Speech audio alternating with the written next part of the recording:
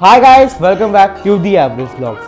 And आज हमारे साथ एक और कॉमन मैन है, बट लेकिन ये कॉमन मैन थोड़े से स्पेशल है क्योंकि इनके सिर्फ व्यू स्पेशल नहीं है, ये पूरे सेल्फ मेड है।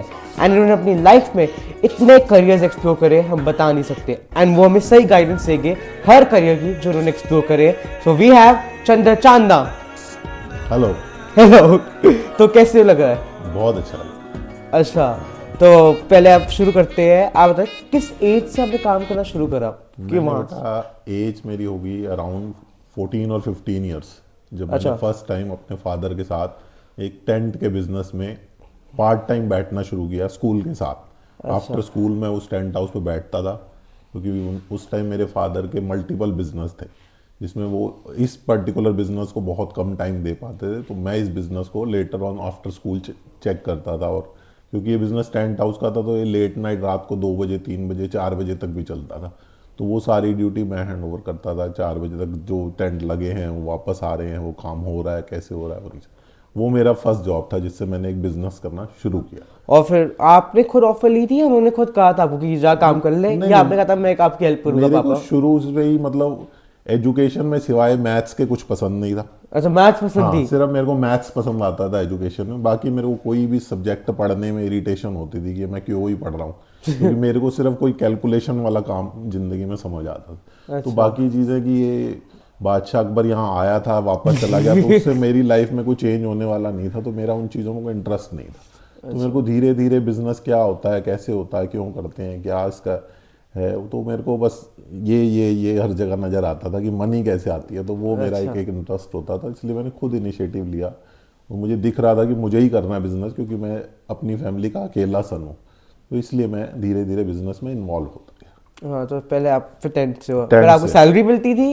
नहीं, कुछ भी नहीं मिलती थी मेरे। सैलरी वैलरी कुछ ऐसा सच नहीं होती थी, मेरा जो मन कर सकता मैं वो ले सकता हूँ, मेरी ये सैलरी होती थी। मेरे को कोई बाइंडिंग नहीं थी, कोई पैसे की रोक नहीं थी, बट वो मेरा एक सिस्टम था कि मुझे करना है तो करना।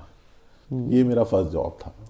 उसके बाद धीरे धीरे जब टेंट का काम धीरे धीरे बैंक्वेट हॉल में कन्वर्ट हुआ और टेंट के काम में इतनी ज़्यादा मतलब हार्ड लेबर होने लग गई कि इतना लेबर मैं भी नहीं करने में इंटरेस्टेड था कि मुझे साथ में पढ़ाई भी पूरी करनी है, तो वो भी मैं इंटरेस्टेड नहीं था। तो फिर हमने धीरे धीरे, हमारी एक मेटल की फैक्ट्री भी हुआ करती थी उस टाइम। अच्छा। तो मैं वो टेंट के काम से मेटल की फैक्ट्री में शिफ्ट। आप किस ईयर की बात कर रहे होगे अप्रोक्सीमेटली? ये अप्रोक्सीमेटली होगी जब मैं कोई 17 ईयर का। मैं 2-3 साल टेंट के काम में लगा चुका था। अच्छा। तो फिर 17, 17.5 या 18 साल की उम्र में मैं टेंट की 1988 89 अराउंड 90s में, 88-89 के आसपास। तो मैं वो मेटल की फैक्ट्री में शिफ्ट हो गया। जो उस मेटल की फैक्ट्री में मैंने 1.5-2 साल काम किया। वहाँ मैनेज करते थे सबको? हाँ, वहाँ हम लोग मैन्युफैक्चरिंग करते थे कि जितनी भी किचन अप्लायंसेज होती हैं ना, घर के प्रेशर कुकर, बर्तन, ये सब चीज़ें हम लोग बनाते थे, कढ़ाइयाँ वढ़ाइयाँ, ये सब चीज़ें बनाते थे। वो हमारी और मेरे फादर के बड़े ब्रदर जैसे कि मेरे ताऊ जी, उनके साथ पार्टनरशिप में वो फैक्ट्री थी। तो मैं इस बिज़नेस से उठ के उस बिज़नेस में चला गया। ये बिज़नेस भी साथ में रिमोटली चलता रहा, टेंट वाला भी। तो उस बिज़नेस में मैं गया, वहाँ हमने काम किया काफ़ी, बट वो मेरे फादर वहाँ पे नहीं बैठते थे उस बिज़नेस में, मेटल के बिज़नेस में। वो एक स्लीपिंग पार्टनर थे, मैं जाता था रेगुलर वहाँ फैक्ट्री में। बट वो आप भी पार्टनर थे, आपके फादर भी अलग पार्टनर? मैं और मेरे फादर एक ही बात है, बट वो जाते नहीं थे वहाँ पे बिल्कुल भी। उन्होंने आपको मेरे को भेज दिया कि तू काम सीख, तुझे इंटरेस्टिंग लग रहा है, इंडस्ट्री टाइप का काम है, करना है तो तू सीख। बट वो मेरे और मेरे ताऊ जी के बीच में जनरेशन गैप इतना ज़्यादा था। अच्छा। वो जनरेशन गैप मैं नहीं सह पाया, उनकी टोका टाकी, ये करना है वो करना है, नहीं करना। तो एक दिन जब उन्होंने थोड़ा सा कोई मेरे साथ हार्ड वर्ड बोले तो मैं चाबियां वहीं टेबल पे रख के आ गया कि मैं कल से आऊंगा बिना ये सोचे समझे कि इतनी इन्वेस्टमेंट का कल क्या होने वाला है, क्या होगा, ये मिलेगी, मेरा कौन सा शेयर था, मेरा शेयर था, तो वो कैसे होगा। तो उन्होंने मैं छोड़ के आ गया, मैं घर आके बताया तो मेरे फादर ने कोई बात नहीं, उन्होंने सिर्फ एक चलता है। हाँ, कोई बात नहीं। तो हमारा जितना शेयर था उस शेयर के बदले हमें एक भी पैसा कैश वापस नहीं मिला। उसके बदले में उन्होंने, हमारे ताऊ जी ने हमें बोला कि ये तुम्हारा इतने लाख रुपया है, हम इतने लाख रुपए के तुम्हें प्रेशर कुकर दे देंगे, तुम जाके जहाँ मर्जी बेच लो। अच्छा। तो कितने मिल गए थे प्रेशर कुकर? अब इतना मेरे को ध्यान नहीं, बट इतने कुकर थे कि मतलब हम अगले दुकान बोल सकते थे? दुकान तो बेटा मल्टीपल ट्रक्स में थे वो। दुकान तो 10-20-50 कुकर से खुल जाती है, वो ट्रक्स के हिसाब से थे कि कहीं ट्रक जितना भी शेयर है उतने सारे प्रेशर कुकर ले उतने लो। सारे प्रेशर कुकर आप लेते जाओ और आप अपना शेयर तो निकालो। आपका पहला बिजनेस टेस्ट था कि आप इससे क्या करोगे, इस हाँ, सिचुएशन में अब लेके वो आपको? इतना सारा प्रेशर कुकर, बट उस सिचुएशन में भी मेरे फादर एक्चुअली सदर बाजार में भी हम लोगों का एक अलग तरह का बिजनेस था, अच्छा। हम वो कर रहे थे, तो उसके साथ उन्होंने मेरे को किसी ना किसी तरीके से उस बिजनेस से बाहर निकाला। फिर ये प्रेशर कुकर के साथ साथ मैं भी थोड़ा थोड़ा बेचने लगा, इधर करने लगा। तो उसके साथ हमने फिर एक रिटेल की बर्तन की दुकान शुरू कर दी कि अच्छा, चलो pressure cooker pressure plus cooker बेच रहे हैं। हमने एक ऐसी दुकान शुरू की, वो भी हमारी काफ़ी चल रही थी। फिर मैंने वो रिटेल की बर्तन की दुकान पे 3 साल और निकाले, अराउंड 91 तक मान लो। फिर मैंने रिटेल की दुकान में, फिर मेरे को उस बिजनेस में भी इंटरेस्ट आना बंद हो गया कि ये मैं बर्तन का काम भी नहीं अच्छा, आपको लगने लगा कि इसमें कोई प्रॉफिट नहीं मिलेगा इसमें ज्यादा? प्रॉफिट मतलब वो एक एज नहीं दिख रहा था कि मतलब मल्टीफोल्ड बिजनेस growth हो सके ग्रोथ कुछ नहीं है, एज नहीं है कि मल्टीफोल्ड। ठीक है कि रिटेल है, कस्टमर आएगा ले जाएगा चल। तो फिर मेरे को एक किसी ने सजेशन दी कि आप इस मार्केट में कपड़े का काम बहुत चलेगा। कपड़े का? हाँ, तो मेरे पास काफ़ी बड़ी शॉप थी जिसमें मैं बर्तन का काम कर रहा। मैंने वो बर्तन वर्तन सब खत्म करके, जीरो करके, सारा फर्नीचर दोबारा बनाया। नेम याद है आज क्या था? हाँ, उस दुकान का नाम था बेंजर साड़ी एम्पोरियम। अच्छा हाँ, तो वो बेंजर साड़ी एम्पोरियम मैंने वहाँ पे पूरी साड़ियों की दुकान खोली। अच्छा। हाँ, तो 91 में मैंने वो दुकान खोली। 93 आई गॉट मैरिड। अच्छा। तो 94 में फिर मेरा पहला बेटा हुआ। तो 95 में मेरे फादर चले गए। अच्छा। ठीक है, 95 में फादर जाने के बाद मेरे को मतलब वो पूरा एरिया ही ऐसे लगा कि अब ये एरिया ही मेरे रहने लायक नहीं है। अच्छा। वो जो मेरी दुकान वाले एरिया था, क्योंकि हर जब बंदा दूसरा मिलता तो मेरे को वो फादर की याद हाँ, दिलाता था? हाँ, फादर याद दिलाता था, इमोशन मेरे टच होते थे। तो मेरे को वो एरिया ही खाने लग गया कि मुझे इस एरिया में नहीं काम करना। तो फिर वो 95 से लेके 97 98 तक मैं लगा रहा कि मैं इस बिजनेस को अब कैसे वाइंड अप करूं। अच्छा, तो क्योंकि आप बहुत बैकअप मेरे प्लान पास, बना रहे थे कोई और? हाँ, बैकअप प्लान भी बनाता रहा। फिर ये लगा रहा कि इस बिजनेस को मैं वाइंड अप कैसे करूं, क्योंकि मेरे पास मल्टीपल स्टॉक था। आप पे वहाँ पे रिस्पॉन्सिबिलिटी भी आ चुकी थी क्योंकि मेरे पास वाइफ थी, रिस्पॉन्सिबिलिटी वन आ सन था। चुकी थी, एक सन था और फादर नहीं है और मैं अकेला हूँ घर में। आपको कोई और फैमिली प्रेशर भी था, जैसे आपकी मदर या आपकी सिस्टर्स? मेरी मदर हैं थी उस टाइम, अच्छा। सिस्टर्स थी, सब मैरिड हैं। वो तो मेरे पास कोई प्रेशर अच्छा। नहीं था किसी तरह, उनकी तो मेरे पास ब्लेसिंग और हेल्प ही थी। अच्छा। तो जितना वो सब लोग कर सकते थे, बट वो ऐसा प्रेशर नहीं था। बट अपने आप को स्टैंड करना एक जरूर प्रेशर था कि रेगुलर इनकम। कोई आपकी बैक पे आपकी हेल्प करने के लिए नहीं है, जैसे फैक्ट्री के टाइम पापा थे तब कह दिया कोई वो बात मतलब नहीं? गाइड करने वाला कोई नहीं गाइड वाला कि मैंने आप क्या करना चाह रहा हूँ, मुझे ही एक्सप्लोर करना। तो वो गाइड करने वाला कोई नहीं है। तो फिर वो 97 तक मैं लगा रहा, धक्के करके कैसे ना कैसे इस दुकान को खींचता रहा। और उस टाइम मतलब फिर मैंने इस दुकान को बेचने की कोशिश की कि जो मेरी जगह है ये बिक जाए किसी तरीके, तो मेरे हाथ में कुछ फंड्स आ जाए हैंडसम सा, तो जिससे मैं कुछ नया काम कर सकूं। तो फिर वो किसी तरीके मतलब मार्केट के वैल्यू से 70-80% पैसे में वो दुकान किसी तरीके से मैंने बेच दी। अच्छा। जो भी उसकी वैल्यू थी वो वैल्यू पूरी नहीं मिली, वैल्यू से कम से। वैल्यू कम मिली ड्यू टू मेरी इमरजेंसी की, मुझे बस बेचनी है। मुझे यहाँ से निकलना है चाहे कुछ भी हो जाए। तो 98 में मैं वो बिजनेस छोड़ के करोल बाग शिफ्ट हो गया। वहाँ से करोल बाग शिफ्ट होने के बाद मैंने यहाँ पे एक जीन्स का बिजनेस शुरू किया। कपड़ों का ही कंटिन्यू कपड़ों का ही, कपड़ों की अलग लाइन में चला गया। जीन्स सारी सब जीन्स पे आ गए, आप भी मॉडर्न हो गए।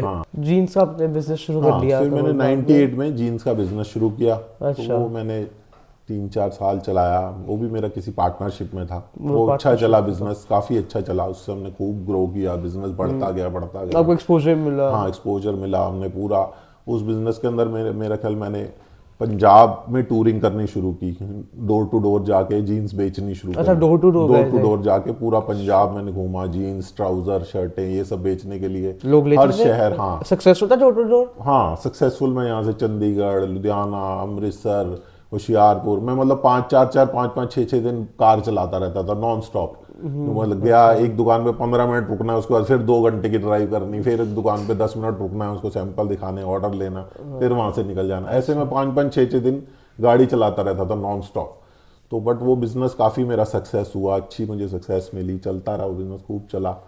बट फिर एक टाइम निकलता गया, मेरे को थोड़ा और लगा कि चलो मैं इस बिजनेस में सेट हो गया हूँ, इस बिजनेस में मुझे अब ज़्यादा परेशानी पैसिव इनकम आने लग गई। हाँ, अब ठीक है, सारा कुछ सही से चल रहा है, मतलब पार्टनर एक चले गए, दूसरे आ गए, इस तरह से। पर बिजनेस ग्रो होता रहा। आइटम जीन्स के बदले कोट पैंट बननी शुरू हो गई, ट्राउजर बनने शुरू हो गए, चीज़ें बदलती रही, बंदे बदलते रहे, जगह बदलती रही, पर वो बिजनेस ग्रो होता रहा।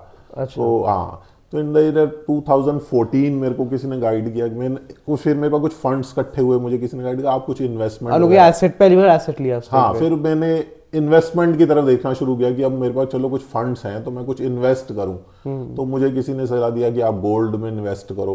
अच्छा। तो मेरा दिमाग चला चलो गोल्ड तो होता ही है, ये चीज़ों की नॉलेज मेरे को उस टाइम म्यूचुअल फंड में कर लो या शेयर खरीद लो या प्रॉपर्टी खरीद लो। म्यूचुअल फंड और शेयर की मुझे ABCD भी नहीं पता थी ये क्या होता है। अच्छा, उस टाइम। हाँ, और प्रॉपर्टी खरीदने लायक मेरे पास फंड तब भी नहीं था कि हाँ बहुत मेरे पास पैसा आ गया है।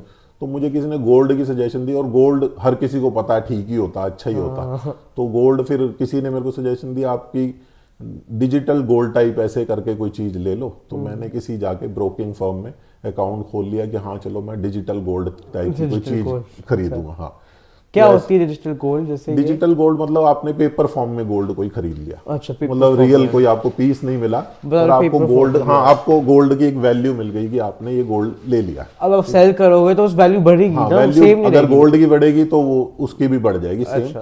तो आप इस तरह से वो ले सकते हो, ठीक है। बट वो हुआ क्या कि मैंने मतलब उसमें ब्रोकर का कुछ सिस्टम हुआ करता कि आपके पास 10 लाख का गोल्ड लेना है तो आप 1 लाख दे दो, तो 10 लाख रुपए वो आप 1 महीने बाद, बाकी 9 लाख 1 महीने बाद ऐसे करके दे दो। तो वैसे कुछ टाइम होता था उसके लिए एक्सपायरी का। अच्छा। तो मैंने ऐसे करके एक लॉट खरीद लिया कि जिसका मैं मतलब 20-30 दिन में पैसे दूंगा, नहीं तो मुझे थोड़ा सा प्रॉफिट होगा तो मैं इसको बेच दूंगा, ठीक है। मैंने लाख रुपए जमा करवा के 10-12 लाख रुपए का गोल्ड खरीद लिया। 1 किलो गोल्ड उस टाइम ऐसे ही 10,000 रुपये गोल्ड का रेट था। तो मैंने 10 लाख रुपए का गोल्ड खरीद लिया। ये थी धनतेरस वाले दिन से 2 दिन की पहले की बात। अच्छा। तो नॉर्मली लोग यही कहते हैं कि धनतेरस पे गोल्ड बहुत बढ़ता है एकदम से। तो आपने जानबूझ के 2 दिन पहले लिया। तो मेरा वही था एम कि धनतेरस वाले दिन गोल्ड इतना बढ़ेगा। मैं लाख रुपया लगाया है, मेरे को 20-25 बनेगा तो मेरे तो मजे आ जाएंगे, तो मैं अपना लेके बाहर आ जाऊंगा चुप करके। फिर मैं दोबारा जब नीचे आएगा तो फिर खरीदांगा। ये सही प्लानिंग थी, ये मेरी पूरी प्लानिंग थी, सोच थी, और मैं पूरी अपना रिसर्च करके बैठ गया। तो धनतेरस से 1-2 दिन पहले मैंने खरीद लिया। और हम लोग धनतेरस से 1 दिन पहले ना अपने घर में एक दिवाली पार्टी रखते हैं। अच्छा। तो उसमें मेरी सारी फैमिली आती है। उस रात को भी एक पार्टी चल रही थी अच्छी खासी, तो मस्ती में हम भी झूम रहे थे, ये वो फलान ढमकान, खा पी रहे थे, सब कुछ चल रहा था अच्छा। ये गोल्ड की मार्केट क्या होता है, रात को 11:30 बजे तक खुलती है। 11:30 बजे? हाँ, रात को 11:30 बजे तक गोल्ड की मार्केट खुलती है। अच्छा। तो मतलब थोड़ा थोड़ा मैं 2 दिन देखता रहा उसको, हाँ अच्छा पैसा बन रहा है, अच्छा पैसा बन रहा है। धनतेरस तक आया नहीं था लेकिन? धनतेरस वाली रात ही थी, 1 दिन पहले रात, अगले दिन सुबह धनतेरस था। तो 12 बज के, हाँ, तो 11:30 बज चुके थे।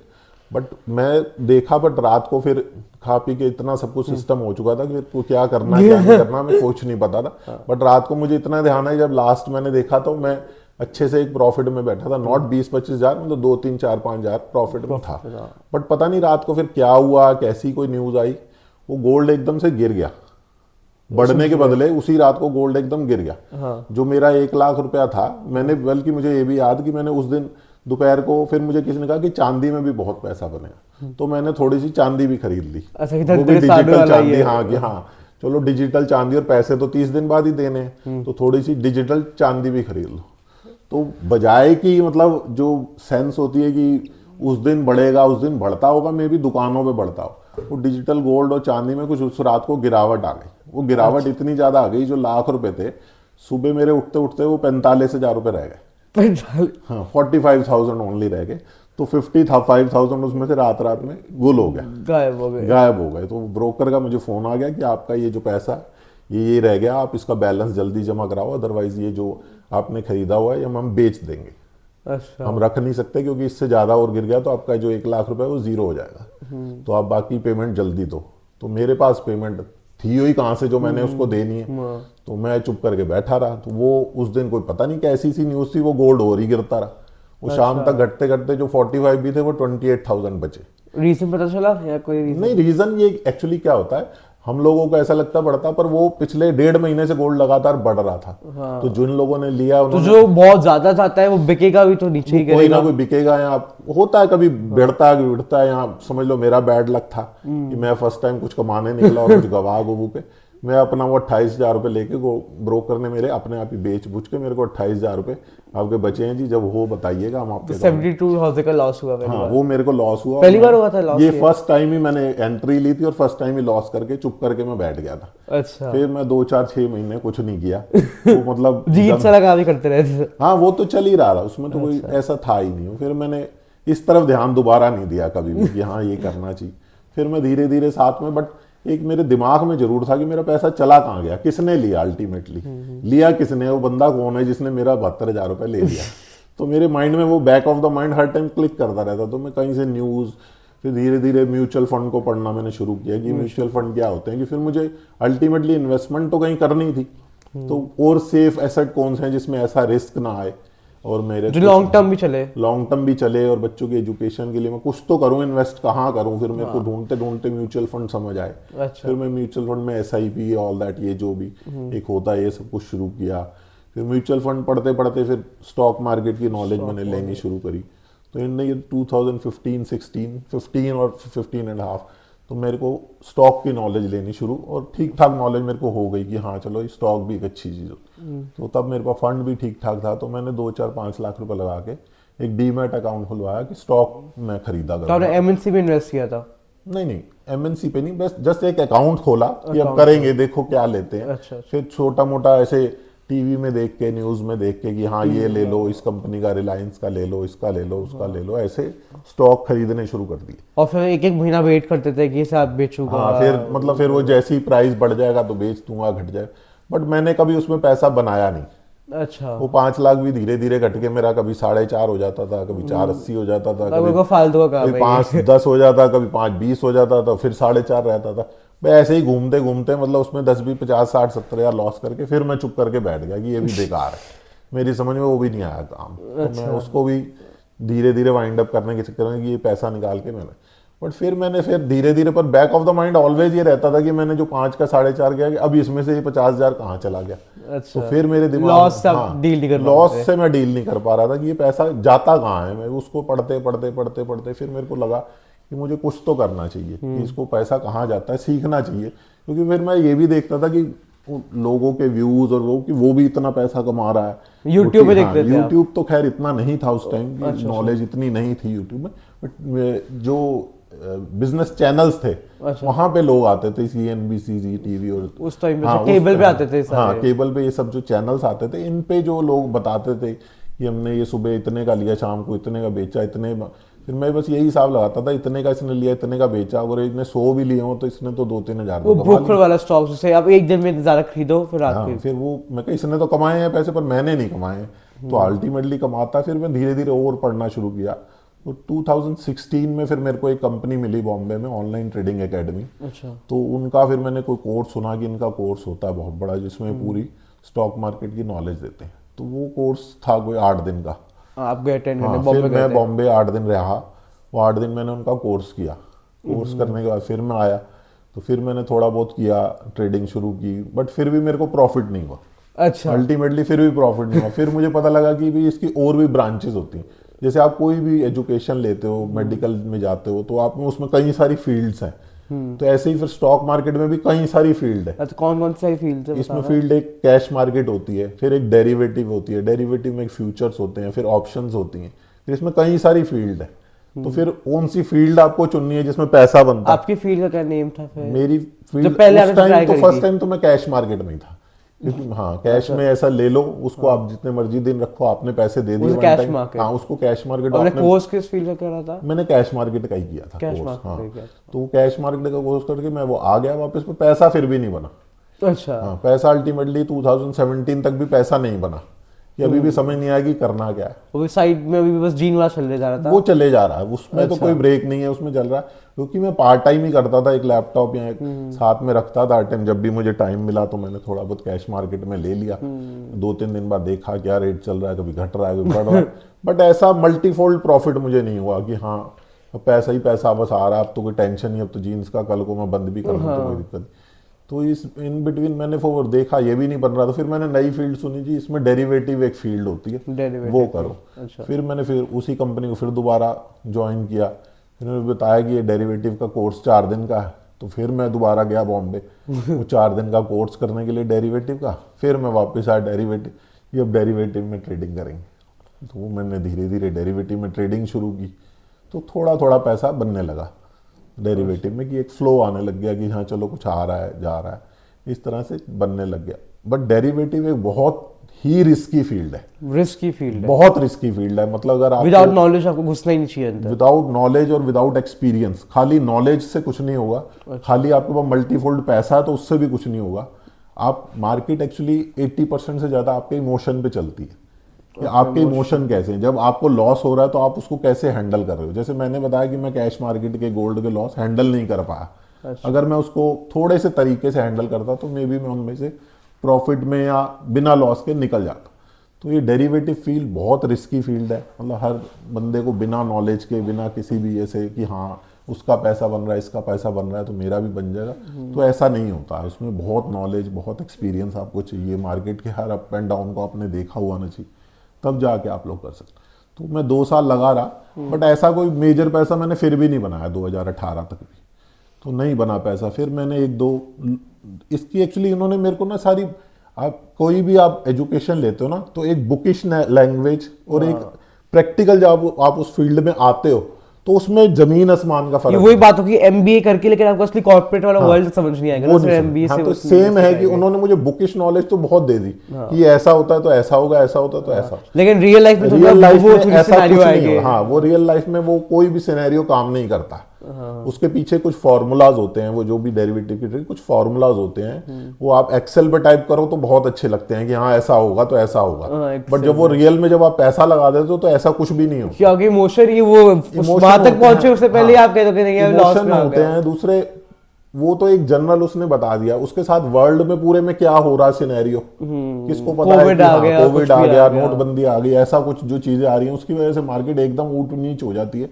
तो उसको आप कैसे हैंडल, वो कोई एक्सेल शीट आपको नहीं बता पाएगी, एक्सेप्शंस होते ही। हाँ, तो वो आपका एक्सपीरियंस ही बताता है कि मैं अब इस चीज को कैसे हैंडल करूं। तो वो फिर मेरे को लोकल 2-3 ऐसे करके कुछ थे जो ऐसे वर्कशॉप कराया करते थे 1-1 दिन की। तो मैं उसके लिए कोई वर्कशॉप अटेंड करने अहमदाबाद गया, फिर बड़ौदा गया, फिर ऐसे अलग अलग सिटी में जाके मैंने वो 1-1 दिन वाली वर्कशॉप, सुबह जाता शाम को बाहर गया, शाम को जितनी नॉलेज मिल पाया सारी, हाँ, जहां से मेरे को जो बंदा मुझे लगता था ना कि इसका पैसा बन रहा, मैं उसके बाद नॉलेज लेने चला जाता था कि इसका बन रहा है तो क्यों बन रहा।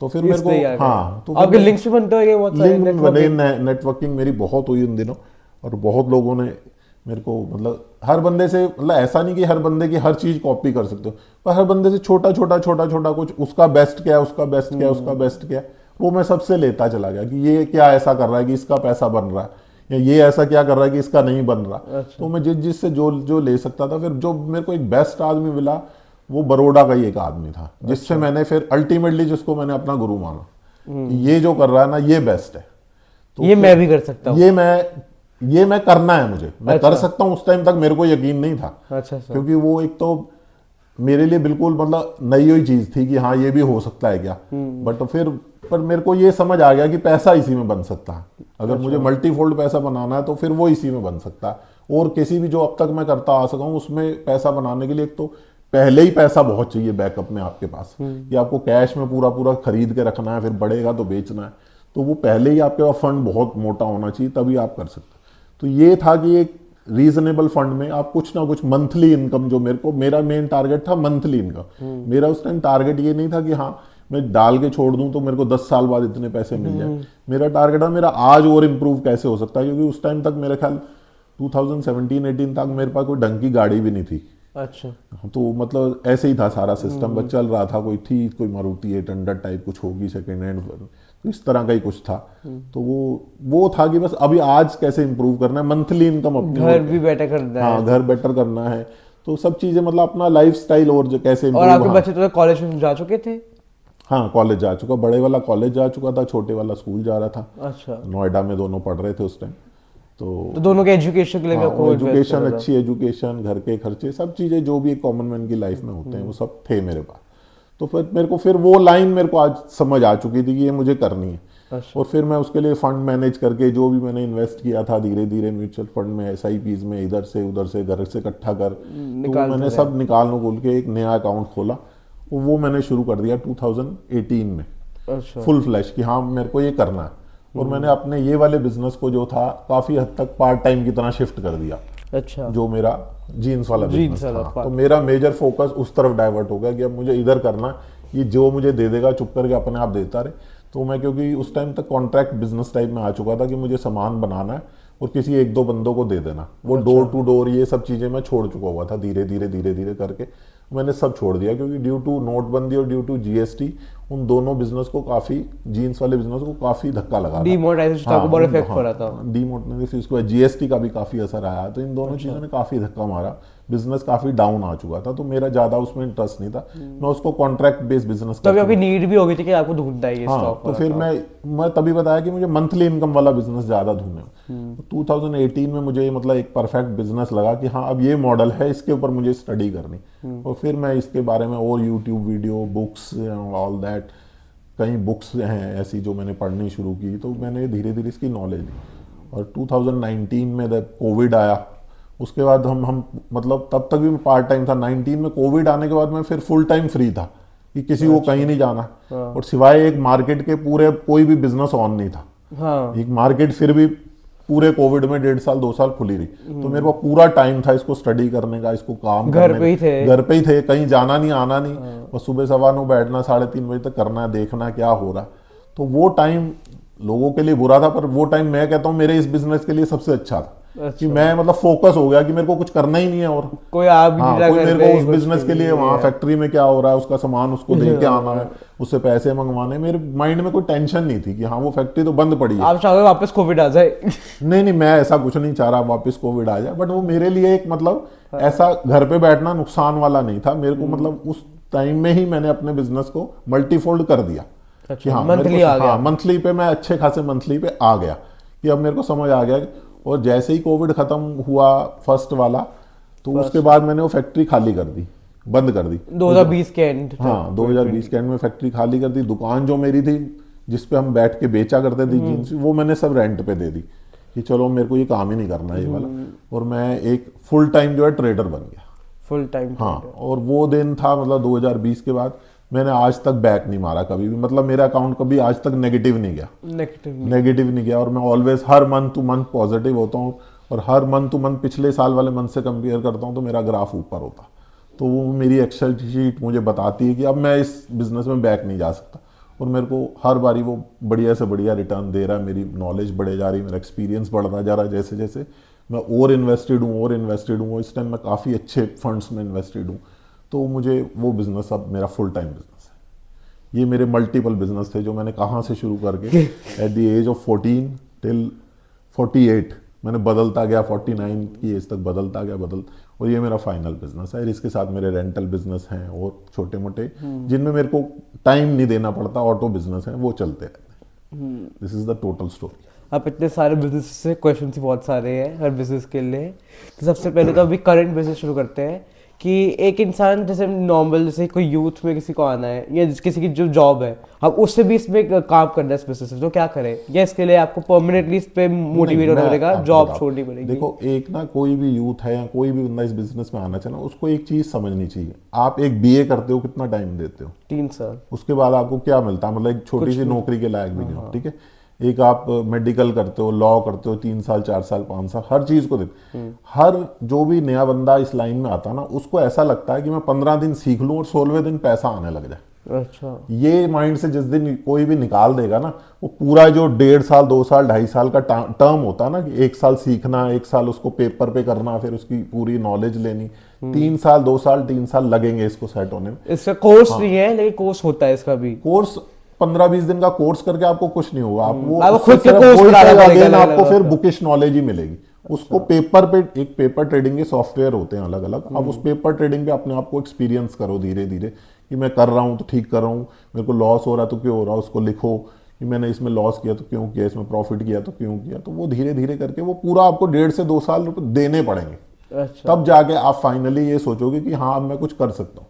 हर एजुकेशन को आप 3-3 4-4 साल दे रहे हो, और जिससे इससे आप दे रहे हो। इसमें आप चाहते हो कि बस मेरे को 16वें दिन पैसा आने लग जाए, जो मतलब मल्टीफोल्ड पैसा दे सकता है, बट आपके पास नॉलेज होनी चाहिए, आपके पास एक्सपीरियंस होना चाहिए, तब दे सकता है। ऐसे 15 दिन में नहीं देता। या किसी को देख के कि हाँ मैं वो बता दे मुझे कि मैं ये कर लूँ तो मैं वो बस ऑर्डर पंच कर लूँ और वापस मेरे पर पैसा आ जाए, तो नहीं आएगा। क्योंकि उसका माइंड का लेवल अलग है, आपका माइंड का लेवल, मेरा माइंड का लेवल अलग है, मेरे गुरु का माइंड का लेवल अलग है। एटीट्यूड क्या होना चाहिए आपको वो इसकी तरफ? उसका उसको मतलब जितनी क्वांटिटी मैं करता हूँ और मेरे से 100 टाइम्स वो करता है, उसको बटन दबाने में हार्डली 2 सेकंड लगते हैं, मेरे को फिर भी 4 सेकंड लगते हैं कि मैं दबा दूं, कि अभी फिर सोच लूं और कि नहीं दबाना है कि नहीं दबाना। तो वो माइंडसेट ही उसका अलग है। वो मेरे से जो नए आएंगे वो 20 सेकंड लगाएंगे बटन दबा दूं कि नहीं दबा दूं। इवन कि मैंने अपने बेटे को भी ट्रेंड किया है, अच्छा। तो हाँ उसने पूरी ट्रेनिंग मेरे से ली, बट अब उसने अपना पाथ अलग से चुन लिया। अब वो मेरे वाले रास्ते पे नहीं है, अब वो उसमें से उसने और नई कोई ब्रांच निकाल ली कि मैं ये करूंगा। वही आपने कहा ना कि ये बहुत ज्यादा ऐसे मीडियम्स है, बहुत सारे मीडियम, क्योंकि उसके बाद टाइम लिमिट कम है, उसको अपनी जॉब भी देखनी है, अपनी एजुकेशन भी देखनी है, अपनी पर्सनल लाइफ भी अपनी देखनी है। पर्सनल लाइफ भी देखनी है, उसको सब कुछ देखना है। उसके साथ उसने अपना कुछ ऐसा निकाल लिया कि जिससे वो अपनी इन्वेस्टमेंट की ठीक ठाक रिटर्न निकाल लेता। बट उसके बाद गाइडेंस इतनी थी कि जितने रास्ते से मुझे गुजरना पड़ा ना, ये भी करूं वो भी करूं वो भी करूं, जो मैंने 3 साल में अचीव किया वो उसने 6 महीने में जो गाइडेंस आपने फादर में मिस करते थे, आपको नहीं मिल पाई, वो आपने अपने सन को दे दी। चीजें मतलब जो एक स्टेप होता है उसके मतलब नीचे से मैंने कई सारे यूं मान लो कि अगर किसी को 10 सीढ़ियां चढ़नी है तो मैंने नीचे से 6 सीढ़ियां उसकी हटा दी, वो सीधा 7वीं पे कूद गया। वो उसको मतलब ये मना कर दिया कि ये चीजें करियो ही मत, करना क्या है वो तू ढूंढ ले, पर ये वाली करनी नहीं है। तो जब तुम्हें ये पता लग गया ये सब तो मुझे करना ही नहीं है, तो तुम्हें कम से कम एक फाइनल वैरायटी तो तुम्हारे पास आ गई कि मुझे ये 3 में से कुछ करना है, ये नीचे वाली 6 करनी नहीं। तो वो उसको थोड़ा सा ईजी हो गया वो ये बात। फिर कभी सोचा कि कभी किसी को टीचिंग कोर्सेज भी दो, जैसे अब आप भी वर्कशॉप शुरू कर दो? मैं ना एक्चुअली जैसे मैंने बताया, मैं वो एक दिन की वर्कशॉप में जाया करता था, वहां मुझे 2-3 लोग मिले जो ना बहुत बड़े बड़े लॉसेस में बैठे हुए थे, वैसे मतलब मल्टी मिलियन लॉसेस में, 30 लाख 40 लाख, अच्छा। ऐसे ऐसे करके 3 लोग मिले। तो उस टाइम तक मैं लॉसेस में नहीं था, फ्लैट था बिल्कुल, ना मेरे पास प्रॉफिट था ना मेरे पास लॉस था, तो मैं फ्लैट था, बट वो लॉसेस में थे। तो उन लोगों ने भी जैसे नेटवर्किंग हुई, व्हाट्सएप ग्रुप बन गए, तो ऐसे कोई ना कोई बोलता रहता मेरे को नुकसान हो रहा है मैं क्या करूं। ऐसे 1-2 लोग मेरे को मिले पर्सनली, मैं वो कीप इन टच थे। तो फिर जब मैंने उनको बताया कि मैं इस तरह से ये कर रहा हूँ, तो ये सब चीज़ें, तो मैंने फिर उसके बाद 2020-21 के बाद, सेकंड कोविड के बाद, फिर मैंने 3-4 लोगों को ट्रेंड भी किया। बट ऐसा नहीं किसी फीस लेके किया, जस्ट फॉर कि चलो उनकी कुछ हेल्प हो जाए, मैं ये कर रहा हूँ तो आप भी ये करो मेरे साथ। वो बैठे डे नाइट, जो भी टाइम था उन्होंने ट्रेनिंग ली। तो 1-2 के तो जो स्टॉक पे इंटरव्यू भी हैं उनमें से, अच्छा। तो उस लेवल तक भी वो गए कि हाँ वो अच्छा पैसा उन लोगों ने बनाया। तो वो इस तरह से मैंने ट्रेन किया, पर मैंने कभी उसमें से पैसा कमाने की जरूरत नहीं समझी कि मैं इसको एज अ ट्रेनिंग ले लूँ। क्योंकि देखो वो ट्रेनिंग 10-20 हज़ार रुपए के लिए मैं ट्रेनिंग किसी को दूं, वो मेरा लेवल नहीं है। वो 2-3 लाख रुपए कोई मेरे को देगा नहीं। ठीक, to be very frank, 2-3 lakh कोई मेरे को देने को रेडी नहीं होगा। आपका पोर्टफोलियो नहीं होगा इतना ज्यादा किसी दिखाने के लिए? मेरे पास है पोर्टफोलियो, अच्छा। बट वो सामने वाला जो एक नया सीखने आया ना, उसको इतना फेथ लाना कि मेरे को 2 लाख फीस वो कहेगा इससे अच्छा मैं इन्वेस्ट ही कर लूं। तो वो माइंडसेट वो, पर मेरे को वो जरूरत नहीं। फिर अल्टीमेटली माइंड में 10-20 हज़ार रुपए के लिए मैं करने वालों में नहीं हूँ, अब वो मेरा लेवल नहीं। तो ये फर्क है, इसलिए मैंने वो उस तरफ जाने का कभी सोचा ही। तो आपने कहा ऐसी बेटरमेंट के लिए आप सबको, हाँ, वो जो वैसे कोई हेल्प के लिए मेरे पास लोग आते रहते हैं, मैंने कई लोगों को एज अ हेल्प, मैंने बहुत लोगों को समझाया कि ये करो ये ना करो। तो ये इतना मैं जरूर, गाइडेंस कोई लेने आता है तो मोस्ट वेलकम, बट मैं चार्जेस लेके नहीं करता। अच्छा। हाँ, क्योंकि एक लेवल के बाद अगर मेरे अपने बिजनेस में मुझे अच्छा पैसा मिल रहा है तो मैं फिर इसी लाइन में लग जाऊंगा। तो फिर क्या होता है, अगर आप किसी से पैसे ले लेते हो ना, तो आप बाइंड हो जाते हो कि उसकी हर बात का जवाब देना, और वो जवाब भी कब देना, मार्केट आवर्स में। वो उसको जब लॉस हो रहा होगा स्क्रीन पे, तो वो मुझे फोन करेगा कि मैं अब क्या करूं। तो मैं उस टाइम अपना अकाउंट देखूंगा, उसका जवाब दूं। वो मैं 10,000 रुपए देके मैं उसको वो नहीं कर सकता ना कि वो उसको बार बार मुझे जवाब या तो पूरा फुल टाइम टीचर बन जाओ। फिर आप मतलब जब आप कई चीजें इकट्ठी करना चाहते हो ना, तो वो आप कुछ भी नहीं करते हो फिर। अच्छा। तो बेटर होता है कि एक ही चीज में फोकस मास्टर करो, ऑफ एक में रहो। हाँ। ये बैचलर ऑफ ऑल होने की कोशिश मत करो कि मैं भी थोड़ा ये भी थोड़ा ये भी थोड़ा, हर जगह से पैसा master of all, bachelor of all ना मतलब। तो ये वो इस तरह से फिर मैंने उस तरफ मैंने कभी नहीं सोचा, ना मुझे कोई करने में इंटरेस्ट है। एज ए हेल्प कोई भी आए तो मुझे कोई प्रॉब्लम नहीं होती, क्योंकि उसमें मैं बाइंड नहीं हूँ। मैं उसका फोन उठाऊँ ना उठाऊँ वो मेरी मर्जी है, पैसे लेने के बाद फिर उसकी मर्जी हो जाती है। अब इस काम में आपके सुबह से शाम तक स्ट्रेस रहता है एंड रात को रिलैक्स हो जाते हो? नहीं, स्ट्रेस इन सेंस को भी कोई टाइम था रहता। अब ना लेवल वो आ चुका हुआ है कि मतलब मुझे पता होता है अगर मैक्स कल सुबह कुछ कांड हो भी गया तो मेरी कैपिटल का कितना पैसा जा सकता, उतना पैसा देने के लिए मैं हर टाइम रेडी हूँ। आप इन्वेस्ट करने के लिए रेडी हो कि इतना लॉस हो सकता है, हाँ, इतना risk लॉस लेना मैं अपने पड़ेगा। माइंड में हर टाइम लेके बैठा हूँ कि मेरी कैपिटल का किसी दिन मान लो कोई इजराइल में कुछ हो गया, कोई बम फट गया, कोई पाकिस्तान में कुछ कर दिया, तो मेरी market down कैपिटल का मुझे पता है कि हाँ 10% उड़ जाएगा उस दिन सुबह। तो मेरी एक बहुत हैंडसम कैपिटल है, तो उस कैपिटल का 10% बहुत पैसा होता है। अगर वो कैपिटल उड़ जाएगा तो मैं उस चीज़ के लिए हर टाइम रेडी बैठा हूँ कि वो उड़ जाएगा, तो मैं रेडी हूँ उसके लिए। और वो मतलब इतना ही 10% मैं मानता हूँ कि जो मेरी इनकम है, तो मैं अगले 3 महीने में वापस आ जाऊंगा उस जगह पे, जितना मैं लॉस करूँ। तो अब तो मैं उस माइंड को हमेशा अपने दिमाग में सेट हूँ, तो इसलिए अब मुझे डिस्टर्बेंस नहीं होती कि हाँ ये ऊंच हो जाएगा तो क्या हो जाएगा। जैसे पहले होती थी हाँ, आपको। पहले होती थी, एंजाइटी भी होती थी।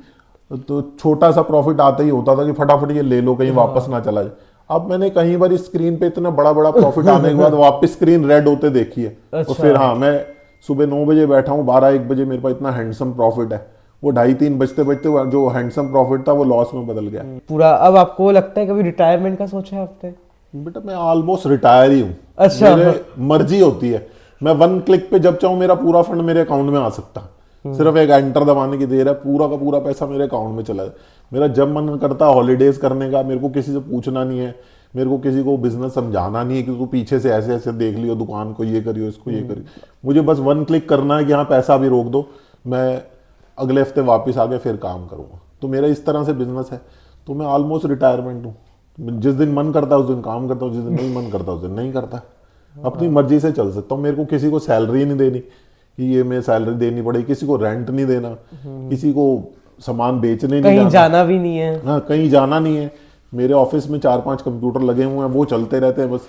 उनमें कई ऑटोमेटेड भी हैं जो मेरे बिना बैठे भी काम करते रहते हैं। ऑटोमेटेड सॉफ्टवेयर है, उनके एल्गोरिदम लगा हुआ है, तो उस तरह से भी वो काम करते हैं। मैं बैठा हूँ नहीं बैठा हूँ, एक लिमिट में मैं उसको टेस्टिंग स्टेज पे हूँ कि मे भी मैं हो सकता है कल को सारा ही वो एल्गोरिदम पे शिफ्ट कर दूं कि मैं ऑफिस में हूँ ही नहीं, वो सवा नु अपने आप ऑन करके तो अपना बिजनेस करके। आप भी एआई के साथ एडवांस हो जा रहे हो। तो मेरे को बस 3:30 बजे मैसेज दे दे कि आज इतना पैसा बना, तो मैं तो उस लेवल पे जा रहा हूँ। मुझे इन चीज़ों की ज़रूरत नहीं है कि मैं रिटायरमेंट करूँगा नहीं करूँगा। मैंने एक अच्छा खासा अमाउंट बना लिया है, कुछ प्रॉपर्टीज बना ली है, तो सारे फिक्स्ड एसेट्स सब पे हैं। फिक्स एसेट्स हैं। दोनों बच्चे सेट हो रहे हैं अच्छी अच्छी जगह, एक अच्छी जॉब कर रहा है, एक मेडिकल लाइन में डॉक्टर बनने की तैयारी में, तो अब कोई ऐसी टेंशन है नहीं। अच्छा, पहले टेंशन होती थी कि दोनों क्या करेंगे। हाँ, क्या करेंगे, बिल्कुल। बिजनेस छोड़ने का रीजन भी मेरा मेनली यही था जीन्स का, कि दोनों में से कोई मेरे बिजनेस में आने में इंटरेस्टेड नहीं था। अच्छा। कि हमें ये जीन्स वाला धंधा नहीं करना है, तो इतनी इतनी लेबर के साथ रोज सिरदर्दी करना, मतलब बहुत टफ जॉब होता है मैन्युफैक्चरिंग। किसी भी आप फील्ड में जाते हो ना, माल बिक रहा है नहीं बिक रहा, आपको बनाना रोज पड़ता है, क्योंकि आपको फैक्ट्री चलाना है। आप बेचना भी था आपको पहले। बेचना भी है, बनाना भी है, पैसे भी इकट्ठे करने हैं, लोगों के देने भी हैं, सब कुछ होता है। बड़ी टेंशन होती है, फिर गवर्नमेंट फॉर्मेलिटीज भी पूरी करनी है। ये सब कुछ एक बंदा नहीं कर सकता। और जब आपके साथ कोई सपोर्ट सिस्टम नहीं होता ना कि कल को इसको एक्सपेंड कौन करेगा, तो फिर आपका मन नहीं लगता, वर्थलेस लगता है। हाँ, फिर वो लगता है किसके लिए करना, खाली पैसे के लिए करना, तो पैसे के लिए तो और बहुत और चीजें, बेटर चीजें हैं आपके पास जो आप इजीली कर सकते हो और पीसफुली कर सकते हो और टाइम भी दे सकते हो। तो फिर उस तरह से मैंने उनमें ज़्यादा ध्यान दिया कि क्यों टेंशन। और मैं दूसरी चीज़ ये भी थी कि मैं लाइफ के ना बहुत, मतलब आम आदमी जैसे कोई भी 25, 26, 27 साल की एज में कोई बिजनेस में आता है पूरी एजुकेशन करने के बाद, बीए फिर सब कुछ, हाँ, तो वो ऑलमोस्ट 55-60 तक काम करते हैं। मोस्ट ऑफ द पीपल यही काम करते हैं, उसके बाद स्लो स्पीड पे हो जाते हैं। तो ऑलमोस्ट वो 30-35 ईयर्स काम करते हैं। मैं एट द एज ऑफ 14-15 से लगा हुआ हूँ काम करने, ऑलमोस्ट मैं फुल टाइम ही कर रहा हूँ। तो मैं 50 आते आते अपना वो टाइम पीरियड दे चुका हूँ बिजनेस को पूरा। तो अब मेरा इससे ज्यादा मतलब वो हार्ड वर्क करने वाला मन भी नहीं था कि मैं हार्ड वर्क वाला बिजनेस करूँ। मुझे थोड़ा सा स्मार्ट वर्क वाला बिजनेस चाहिए था, जिसमें बस माइंड गेम। और मैंने तुम्हें शुरू में ही बताया कि मेरा मैथ्स में बहुत इंटरेस्ट था। तो मैं घर जब भी आता था तो मेरे फादर भी मेरे से यही पूछते थे मैथ्स में कितने नंबर आए। अच्छा। इंग्लिश हिंदी तो कह रहे हम देख लेंगे, मैथ्स में बता के। और मैथ्स में मैं ऑलवेज हाई स्कोरर रहता था। हाँ, तो मेरा साइंस, इंग्लिश, हिंदी इन सब चीज़ों में कोई इंटरेस्ट नहीं होता था। तो इसी वजह से मतलब जैसे 10th क्रॉस हुई, मैंने पास की कैसे ना कैसे। फिर 11th में मैं आया, तो 11th आते आते फिर मुझे जब और सब्जेक्ट, जैसे 11th में क्या होता है पूरी फील्ड ही आपकी चेंज होती है, आपके उसमें स्ट्रीम सिलेक्शन। तो मैंने कॉमर्स सेलेक्ट कर ली अच्छा। कि मेरा इंटरेस्ट था और अभी साथ साथ टेंट वाला काम भी कर रहे थे? टेंट नहीं, उस टाइम मेटल का बिजनेस मेटल का हाँ, वो हो गया। मेटल का टेंट का बिजनेस तो सारे ही थे, बट सब ऐसे पार्ट टाइम थे कि जाता नहीं था। फर्स्ट सेशन के जब एग्जाम होते हैं तो उसमें इकोनॉमिक्स की इतनी मोटी मोटी बुक्स पढ़ के जानी थी, तो वो तो मेरी हवा सरक गई कि माइक्रो सप्लाई तो ये डिमांड सब ये कुछ सब मैं कहा ये तो मेरे बस का रोग नहीं है। तो मैंने घर आके फिर फादर से कहा, मैं कहा ये तो मुझे नहीं करना, अब मुझे तो बिजनेस ही करना है, जो भी करना। अच्छा। तो वो 11th का फर्स्ट ही था, तो कह रहे अच्छे से सोच ले। मैं कहा मैंने अच्छे से सोच लिया, मुझे बिजनेस करना, मुझे अब आगे नहीं पढ़ना। आपकी बाकी सारी सिस्टर्स पढ़ती थी, सब कॉलेज आते थे? हाँ, बाकी सब पढ़े हैं मेरे घर में। अच्छा। सब ग्रेजुएट हैं, पोस्ट ग्रेजुएट हैं, सब अलग अलग। बट मेरा माइंड ही था कि मुझे बिजनेस करना है, बिजनेस करना हाँ मेरा माइंड था। तो उस टाइम 11th में मैंने आके फिर उनको बोल दिया कि मुझे अब नहीं। तो उन्होंने फिर भी मुझे पूरी छूट दी कि तेरा जो मन कर रहा है वो तू कर। तो 11th का मुझे याद है, लास्ट इकोनॉमिक्स का ही पेपर था, मैं मतलब बिना बुक खोले ही गया था उस दिन वहाँ पे। अच्छा। कि मैंने बुक खोल के भी नहीं देखी, क्योंकि मुझे पता था मुझे पढ़ना ही नहीं है इसके बाद। तो एग्जाम दिया था उस दिन? हाँ, मैं ना बुक साथ ही लेके गया था वहाँ। अच्छा। तो मैंने मतलब थोड़ी सी वहाँ शरारत की अपनी क्लास में, मैंने बुक सामने रखी, मेरे 3 बहुत अच्छे फ्रेंड्स थे। अच्छा। तो मैंने उनकी पूरी हेल्प की उस बुक से, क्योंकि मुझे पता था मुझे निकाल भी देंगे, मुझे तो स्कूल वैसे भी छोड़ना। आखिरी दिन जो चाहे आखिरी करूंगा दिन में मैं, मैंने उनकी मेरी मर्जी में क्या। तो मैं बुक ही साथ ले गया था, कोशिश करी जितना आधा अधूरा मेरा मन किया मैंने लिखा, नहीं मन किया नहीं लिखा। फिर पकड़ी गई थी बुक कभी? नहीं, वो नहीं पकड़ी गई, वो इधर उधर कर के मैं घर आ गया। और बाकी के 3 या 4 जो भी पेपर थे मैंने वो दिए ही नहीं, अच्छा। क्योंकि मुझे समझ आ गया था कि इकोनॉमिक्स तो मेरी गई, जो मैं करके आया हूँ आज, तो बाकी भी देख के मैं क्यों ही परेशान हूँ, तो मैं छोड़ दिया। और फिर मैं फुल टाइम वो जो मैंने मेटल का बिजनेस बनाया, फिर मैं उसमें जाना शुरू हो गया था कि अब मुझे फुल टाइम बिजनेस ही करना है कल से, अब मुझे ये करना ही नहीं है। तो वहां से मेरी जो फर्स्ट फुल टाइम बिजनेस की जर्नी वहीं से शुरू हुई, क्योंकि बिजनेस तो पुराना था मेटल का, पर हम लोग जाते नहीं थे, हम स्लीपिंग पार्टनर थे। तो फिर जब मैं आ गया तो फिर मैं फुल टाइम बिजनेस उस मेटल बिजनेस में इन्वॉल्व हो गया। तो ऐसे वो जर्नी धीरे धीरे चलती रही, फिर बिजनेस मल्टी बदलते रहे, आते रहे जाते रहे, कुछ ना कुछ होता रहा, इस काइंड ऑफ दैट। फिर आप पार्टनरशिप के बारे में क्या कहना चाहोगे? आपने इतनी सारी पार्टनरशिप्स करी, तो आप क्या कहोगे कि क्या होना चाहिए पार्टनर में? सबसे पहले पार्टनर तो क्या देखना चाहिए उसके अंदर कि आपको लगता है प्रॉफिटेबल होगी या कैसे? देखो ना, सबसे बड़ी चीज तो लॉयल्टी होती है पार्टनरशिप में। और लॉयल्टी होने के बाद भी ना, फिर भी पार्टनरशिप ना एक ऐसी चीज होती है, जस्ट लाइक ना एक हस्बैंड वाइफ में होता है ना, कि आपको कई चीज देखते हुए भी ना इग्नोर करनी चाहिए। अच्छा। अगर आप वो इग्नोर करने की मतलब अपने अंदर नहीं रखते ना, तो पार्टनरशिप कभी नहीं चल सकती। तो कई चीजें कि कभी वो पार्टनर गलत करेगा, कभी मैं गलत कर रहा हूँ, मे बी टाइम देना बिजनेस को, मे बी एक्सपेंसेस वो कभी वो कम देगा या मैं दूंगा, तो ये चीजें अगर आप इग्नोर कर सकते हो तो पार्टनरशिप चलती है। अच्छा। अदरवाइज जो पार्टनरशिप आप एक बार भी किसी को टोक दो ना, तो आजकल सबकी ईगो पे आ जाती है, मुझे ऐसा क्यों बोल दिया, तो वो पार्टनरशिप वहीं टूट जाती है। जैसे कि मैंने बताया कि मैं जो मेरी मेटल की फैक्ट्री थी, सिर्फ एक उनके किसी जरा से मेरे को टोकने पे तो मैं वहां चाबियां छोड़ के आ गया, मैंने सोचा नहीं कि इस बिजनेस का होगा क्या, तो वो नहीं चलती है पार्टनरशिप, वो टूट जाती है। पार्टनरशिप में बहुत चीजें इग्नोर करनी आपको बचानी पड़ती है। हाँ, दोनों तरफ से बचानी दोनों, हाँ आपको मतलब इग्नोर करनी पड़ती है कि हाँ ये हो रहा है तो कोई बात नहीं। तो अगर आप इग्नोर कर दोगे तो मे बी आप कुछ गलत करोगे तो दूसरा भी इग्नोर कर देगा, मैंने भी ये किया, क्योंकि अंदर सबको पता होता है कि मैं कुछ गलत कर रहा हूँ। अच्छा। या मैं कुछ सही कर रहा हूँ, तो अंदर सबको पता होता है, वो तो एक्सेप्ट करने की बात है आप कर रहे हो कि नहीं। तो आपके हिसाब से अभी कौन सा लाइक अभी करंटली इस मार्केट में अभी कौन सा फील्ड और प्रोफेशन ज़्यादा चल रहे हैं और बिजनेसेस जो ज़्यादा चल सकते हैं अभी? बिजनेसेस इन सेंस, देखो पहले तो सबसे ज्यादा कि आपका पैशन कहाँ पर है, पैशन कहाँ हाँ है? आपका पैशन कहाँ पर है। जिस चीज में आपका पैशन नहीं है, जिस चीज में आपको फोर्सली धकेला जाएगा ना, वो कभी भी नहीं चलेगा। अच्छा। हाँ, कि तू ये कर ले, तो वो आपका कभी भी नहीं चलेगा। चाहे वो आपको पहले ही वो बिल्कुल सेट करके भी दे दिया ना, आपके पेरेंट्स ने, आपके फादर मदर जो भी हैं वेल विशर, उन्होंने आपको सेट बिजनेस भी दे दिया ना कि ये है, बस तेरे को क्या करना है, कल से बैठना है, तो वो भी आने वाले 6 महीने साल 2 साल में आप डुबो दोगे। अच्छा। क्योंकि आपका उसमें पैशन ही नहीं है।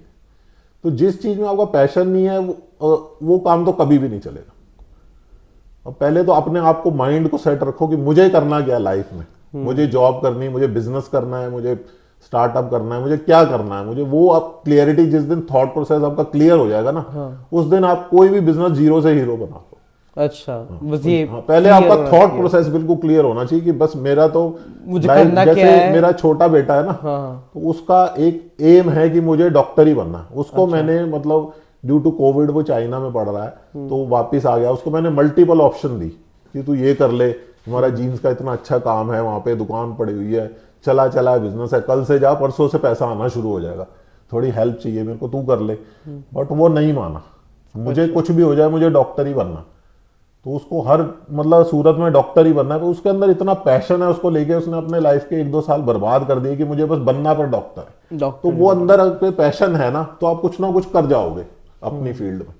अगर आपके पास पैशन नहीं है तो आपको जमा जाए बिजनेस भी आप डुबो दोगे। अच्छा। हाँ, क्योंकि आपका इंटरेस्ट ही नहीं है, जिस चीज से आप प्यार नहीं करते ना उस चीज की आप केयर नहीं करते। अच्छा। तो ये बिजनेस आपका प्यार होना चाहिए ऑलवेज। ये तो पहले अपना थॉट प्रोसेस ढूंढो कि मुझे करना क्या है, मुझे क्या पसंद है जो मैं करूं, उसमें जाओ। अच्छा, तो आपने फिर हर्डल्स भी देखे होंगे, क्योंकि अब जो आपने कहा लॉसेस से इतने इफेक्ट हो गए थे, अब हर्डल्स इफेक्ट हो गए, फाइनेंशियल हर्डल्स, इमोशनल हर्डल्स। हाँ मैंने देखे हर्डल्स, बहुत देखे। अच्छा, हाँ। सबसे पहला जो आपकी फादर की डेथ हुई वो आपका सबसे वो बड़ा सबसे hurdle था? बड़ा मेरा हर्डल था, फादर की डेथ होना। उसके बाद एक बेटा 1 साल का, वाइफ, और मेरी शादी भी जो है बहुत छोटी उम्र में हुई थी। मैं 21 साल का 22 साल का था, और वाइफ मेरी 18-19 साल की थी। तो बिल्कुल ही समझ लो अर्ली एज थी। तो हम लोगों को मतलब दुनिया कैसे होती है, क्या चलता है, क्या देखना क्या नहीं देखना, तो कुछ भी नहीं पता होता था। बस अच्छा। कैसे कैसे कैसे कैसे हम धक्के खाते खाते उस टाइम मतलब फाइनेंशियल कंडीशन भी बुरी हो गई, एक बार ही हुई उस टाइम। फिर जो मेरी वाइफ है उसने भी जॉब की है कॉल सेंटर में, इस तरह से नाइट ड्यूटीज की कॉल सेंटर में जाके, तो उस तरह के उसने जॉब की है। फिर उसने धीरे धीरे साथ में एजुकेशन अपनी और आगे कंप्लीट की, लॉ की। तो लॉ के बाद उसने थोड़ी बहुत प्रैक्टिस उसमें भी की। तो वो भी मेरा साथ साथ साथ में देती रही इन बिटवीन। कि दोनों तरफ से आते हाँ, थे, दोनों तरफ से किसी ना इनकम किसी के तरीके, दो हाँ, इनकम की वजह से, पैसे की वजह से तो चलो कुछ ना कुछ करें, क्योंकि वो भी खाली थी। बेटा जरूर था बट वो स्कूल चला जाता, तो इसने भी नाइट ड्यूटी वाली ले ली कि चलो रात को मैं कॉल सेंटर करूंगी, दिन में मैं घर संभाल लूंगी। उसने पूरी मेरी हेल्प की इस तरह से कि चलो जितना टाइम हम हो सकता है निकालते हैं जब तक अच्छा बिजनेस हमारे हाथ में नहीं लगता। तो वो हर्डल तो हर बंदे की लाइफ में होते हैं, और हर्डल नहीं है तो आप कुछ करोगे भी नहीं। अच्छा। क्योंकि आपकी लाइफ स्मूथ चल रही है तो फिर आपको कुछ करने की जरूरत ही क्या है।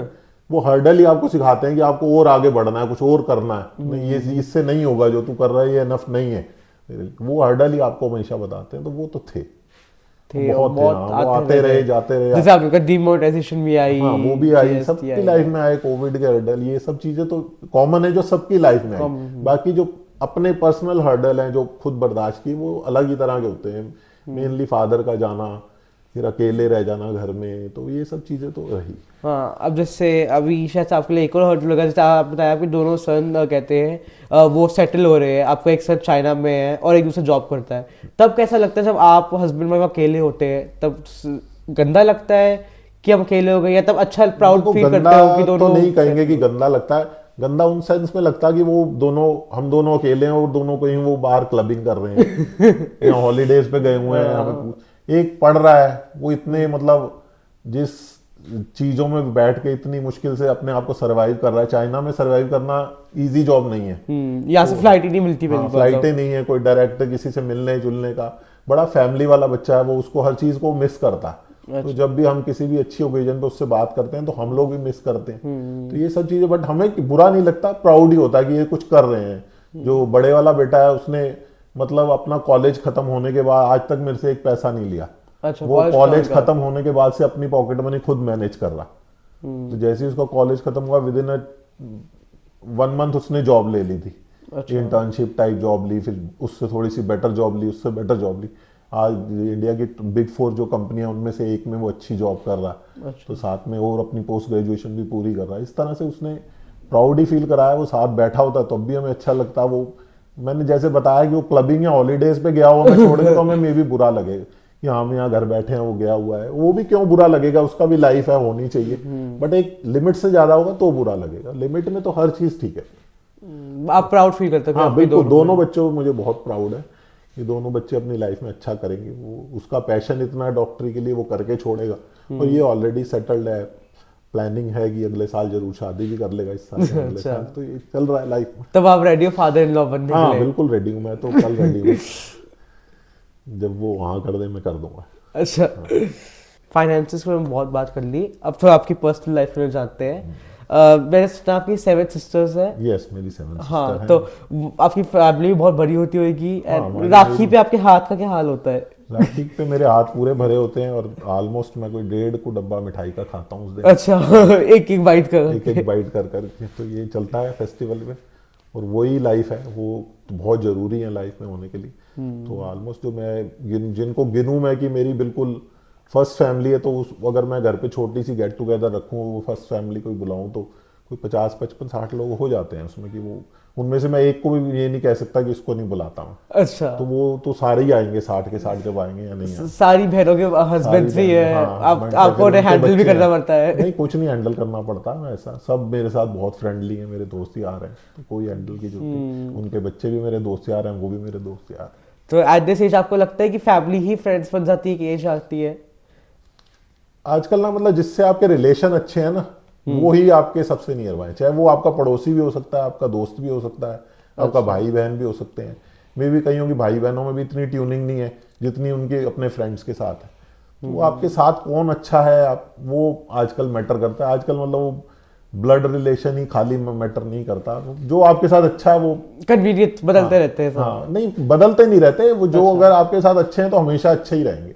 अगर कन्वीनियंस के साथ बदल रहे हैं तो फिर वो आपके है ही नहीं है वो कभी भी। वो फिर किसी और ही चीज के लिए बनेंगे, वो आपके नहीं है। और आपने अभी भी स्कूल फ्रेंड से कनेक्टेड हो, वो इकोनॉमिक्स वालों फ्रेंड से सबसे? नहीं, अब नहीं। अब छूट गए, क्योंकि वो लोग फिर एजुकेशन में चले गए, वो कॉलेजेस में चले गए, तो मैं छूट गया। तो बस अब बिजनेस वालों से? हाँ, और मेरा कभी मतलब फिर ऐसा ना, मेरा बस कीड़ा था, मेरे को बस कुछ करना है, क्योंकि मुझे बिजनेस करना है। और मैं ढूंढते ढूंढते, मैंने बताया, मैंने दोबारा से 2015-16 में एजुकेशन ही शुरू कर दी एकदम। मतलब चाहे 10 दिन का ही, तो वही बोला आपने अंडर ग्रेड हो रही थी, हाँ, जो तो, बच गई थी, हाँ, वही कंप्लीट हो रही थी। वो 10 दिन का ही कोर्स करना, बट फिर भी वहां जाके डेली सुबह से 9 बजे से लेके शाम को 6 बजे तक की क्लास अटेंड करना और वो पूरा सुनना। और तो बड़ा होता ही है वो, एक तरह से एजुकेशन ही दोबारा मैंने स्टार्ट की। एक तरीके से कोई एज नहीं होती एजुकेशन के लिए? नहीं, कोई एज नहीं होती। और आपको अपडेट करता रहता है। जैसे आपने बताया कि आप एल्गोरिथम बना रहे हो अपने काम के लिए, ऑटोमेटिकली सब कुछ होता है। तो मतलब इससे ये प्रूव होता है कि कोई एज नहीं है, आपको टाइम के साथ सीखने के लिए कोई एज नहीं है। सीखते रहो जब तक सीख सकते हो। अभी भी मैं कोशिश करता हूँ कुछ नया सीखता हूँ। तो इसमें जो मेरा बेटा है बड़े वाला, तो वो काफ़ी मेरी ये सॉफ्टवेयर वगैरह बनाने में या मार्केट को समझने में, वो भी मेरे को नई चीज़ें गाइड करता रहता है। क्योंकि अब वो एक तो फाइनेंस स्टूडेंट है, वो फाइनेंस की फील्ड में जॉब कर रहा है, तो उसको भी नई चीज़ें पता लगती रहती हैं, तो वो भी मेरे से शेयर करता है। तो उनके हिसाब से भी हम अपने आप को और थोड़ा सा मॉडिफाई करते रहते हैं डे बाई डे ट्रेडिंग में, कि हम और बेटर कैसे कर सकते हैं। तो अपने टारगेट को, वीकली टारगेट हम लोगों का कुछ होता है, वो कैसे एज सुन एज पॉसिबल हम पूरा कर लें। अगर हम किसी दिन हफ्ते में 3-4 दिन में ही पूरा कर लेते हैं, तो मे भी हम बाकी 2 दिन काम ही नहीं करते। हमारा वीकली काम हो चुका हुआ है। तो वो सेट गोल है कि इतना अचीव करता है। हमारा सेट गोल होता है, इधर लॉस का भी और प्रॉफिट का भी। अच्छा, लॉस का भी इस टारगेट है। जो रेंज बनाई हुई है आपने कि लो रेंज है, हाई हमारी कुछ परसेंटेज है अपनी कैपिटल की। वो परसेंटेज जिस तरफ अचीव हो गई पहले, हम उस तरफ से निकल के फिर चुप करके बैठ जाते हैं। फिर रिस्क नहीं लेते, चाहे वो प्रॉफिट में हो चाहे लॉस में। तो कभी सोचा है कि अपनी इतनी बड़ी लाइफ आपने मुझे बता दी, कभी इसको नेटफ्लिक्स पर बेच के कोई स्टोरी बनाने का, कोई बायोग्राफी बना दे? बड़ी लाइफ नहीं है मेरी, लोगों की इससे बहुत बड़ी स्ट्रगल है जो उन्होंने देखी होंगी शायद। मैं तो फिर भी ठीक ठाक फैमिली से, अच्छी खासी फैमिली से आया हूँ। सब कुछ चलो घर वर अपना जब जिनके पास होता है, तो उनको लाइफ में इतनी टेंशन फिर भी नहीं होती। अच्छा, बहुत ऐसे लोग हैं जिनके पास ये सब चीज़ें भी नहीं है, जो अमेनिटीज हमारे पास बचपन से थी वो भी नहीं है। तो आप उसका ग्रेटफुल हो? ग्रेटिट्यूड है, ग्रेटफुल है फैमिली के भी, अपने गॉड के भी, सबके ग्रेटफुल है। So that's it. We had Mr. Chandra Chanda with us, and that was a story of common man. Thank you. Thank you.